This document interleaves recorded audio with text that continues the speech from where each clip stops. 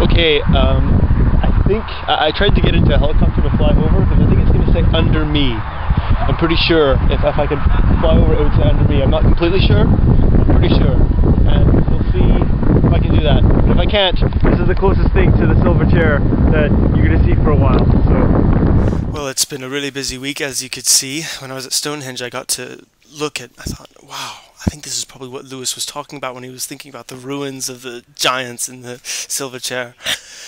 It's also been a busy week because of the Prince Caspian DVD was released in the UK. I did not get to see the special features because I couldn't find a copy that was more than one disc.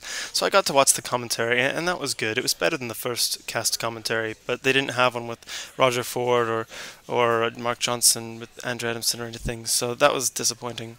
But no, the really interesting thing this week, probably one of the biggest highlights, was I got to interview Ben Barnes on Monday.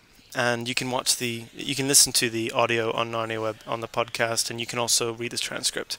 But the really interesting thing was actually we started talking about the themes of the book. He mentioned that he would like for Peter Dinklage to be in the next movie because he's such a good actor. He likes to work with him, and that's understandable.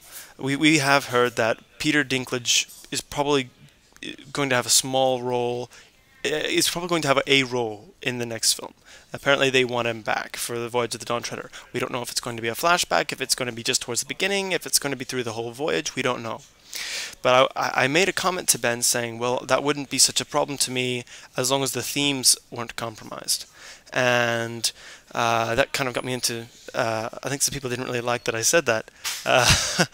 So I'm going to talk about the themes of the book next week, on my next video blog. By the way, I'm here at the Lamb and Flag again, one of the C.S. Lewis and J.R.R. Tolkien pubs. I wanted to get to the Bird and Babe again, but it's pretty crowded and it's pretty noisy, and here I can get into a back room where I'm just guessing that Lewis met with Tolkien in this room. But no, anyway, here's why I wouldn't have as much of a problem with Trumpkin. First of all, I wouldn't prefer that Trumpkin be in Voyage of the Dawn Treader. I don't think it makes as much sense. For one thing, it's a departure from the book, which at first I don't really like, for that reason alone. Second, yeah, it's a big departure from the book, granted. Second, it doesn't really make much sense for a dwarf to be on the voyage. I just didn't get the idea that Trumpkin, as the character being a dwarf, didn't really... I got the idea he didn't like boats that much. And also... I'm afraid that it might take away from some of the time spent towards developing other characters, because you've got to develop Trumpkin a little more, and I think there's a lot of great characterization going on in Voyage of the Dawn Treader, and I don't want throwing Trumpkin in the mix to really make things too complicated, because you've got this great dynamic with Lucy and Edmund and Caspian and Eustace and Reepicheep, and Trumpkin might be too much of a good thing. I mean, he's a great character. He really is. But so that's why I wouldn't prefer him there. But here is why I might not mind it so much. Trumpkin, it's not inconceivable that Trumpkin would have been on the ship. I mean, Lewis, I could have just as easily seen Lewis, for instance, saying Dr. Cornelius would have been Lord Regent while Caspian was gone, instead of Trumpkin. So things like that, it's not in the thematic point, it's not a huge departure from the book. I don't think that it would take away from a lot of the important themes.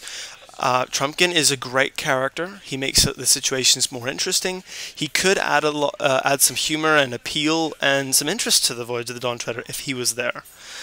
And honestly, if that were the biggest departure they made, I would probably be happy with Voyage of the Dawn Treader than the first two films. It's not, because adding a character to a situation which they weren't in the book is not nearly as bad as wrecking the themes or even changing the characters. I'm not going to say that. I mean, if you're going to go against the themes in the book, you might as well, in my opinion, not even do the book. You might not make a movie of it. The characters, I'm not going to say you can't change the characters, but you better have a really good reason to why they would be different.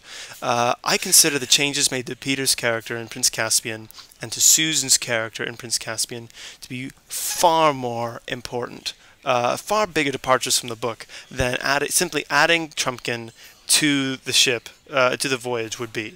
I think even little lines in the first film where Father Christmas says, "It is the hope that you have brought your majesties that has weakened the witch's power."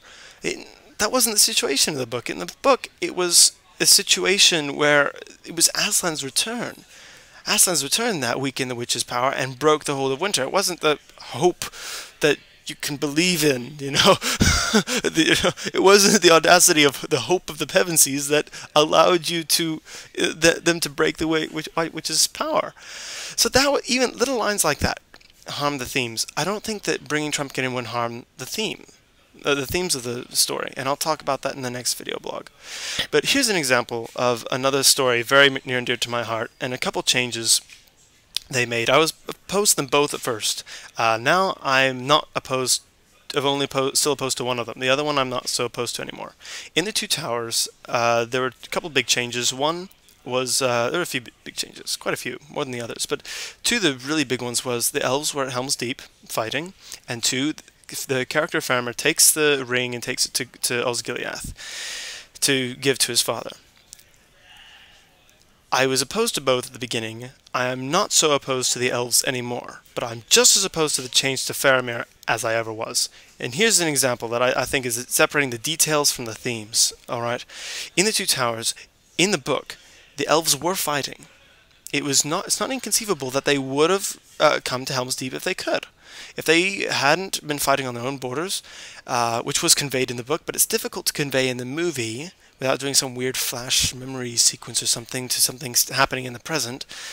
If you want to convey the idea that the elves are still fighting, then you have to sort of do it in the present, and you have to do it at that, somehow on screen, and the best way to do that was having the elves at Helm's Deep. So I don't really mind that so much. I think in the book, if they could have come, they would have, but they didn't, and having them in the movie isn't a huge departure. For the character of Faramir, for instance, I think that it was a huge departure. For one thing, it was a major change to a beloved character, personally my favorite character. Second, it did not at all help. For one thing, it hurt the theme that there are those who can resist the ring, that there are those who are strong enough to stand against the power of the ring. Also, it didn't even help the idea that I've heard Peter Jackson's explanation for it, saying, well, if we had had him say, I would not take this thing if it lay by the wayside, then you destroy the idea that the ring has a lot of power. First of all, it didn't do that in the book. Second, he's not taking the ring for himself in the movie. He's taking it to his father. No one else ever if they take the ring, then they take it for themselves. So it didn't really make sense for him to take it. He came across not as being influenced by the ring, but basically being a jerk. So that is a difference there between the themes and then the details. And while I think the details are important, I don't think they're nearly as important as the themes. The details help to push the themes. If in the next film if they end up putting Trumpkin on the Voyage and he ends up propelling the themes even stronger, I might not have so much a problem with it. I'll probably be able to say, it actually, maybe, I don't think it would have improved the book, but maybe it would end up improving the movie. So that is my spiel on the character of Trumpkin being in Voyage of the Dawn Treader. I don't think he should be in there, but if he is, and if they're not changing the characters like they did in Prince Caspian with Susan and Peter, and if they're not really departing from the themes of the book, and if they basically keep the plot intact and have a good script, I won't really have a problem with it. So next time I'll talk about the themes of Voyage of the Dawn Treader, which Ben Barnes asked me about, and I've got a little more well-developed answer now than I did then. So until next time, this is Rillian, signing off.